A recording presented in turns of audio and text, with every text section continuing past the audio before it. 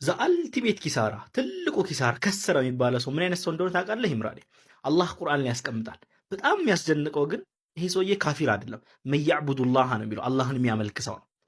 ከዛ አላህ ብሎ ይሄንን ሲገልጽ ምን ይላል? ወሚነ ናሲ መያዕቡዱላህ አላ ሐርፊን። አንዳንድ ሰዎች አሉ አላህን ሲያመልኩ ሐርፍ ነው ላይ የገደል አፋፍ ላይ ቆሞ እንደሚያመልክ ሰው ነው። በቃ ጫፍ ላይ ሆኖ ነው አላህን የሚያመልከው ይላል። ፈኢን አሳበሁ ኸይሩን፣ ይሄ ሰውዬ ጥሩ ነገር ሲያገኝ፣ ቢዝነሱ ሲስተካከልለት፣ ላይፉ በጣም አሪፍ ሲሆን፣ በዱንያ ሴንስ በጣም አሪፍ ላይፍ መኖር ሲጀምር የጥማዕነ ቢህ ይረጋጋል። ኦ ይሄ እስላም ለካ አሪፍ ነው፣ ይሄ አላህ ለካ ጥሩ ነገር እያደረገልኝ ብሎ ያስባል።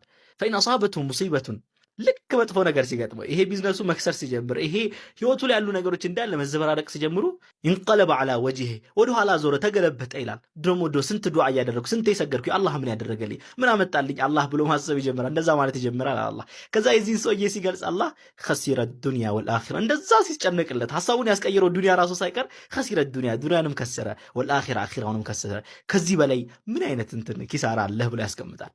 የሚያስደንቀው ሙስሊም ነው ይሄ ሰውዬ። አላህ ይጠብቀን።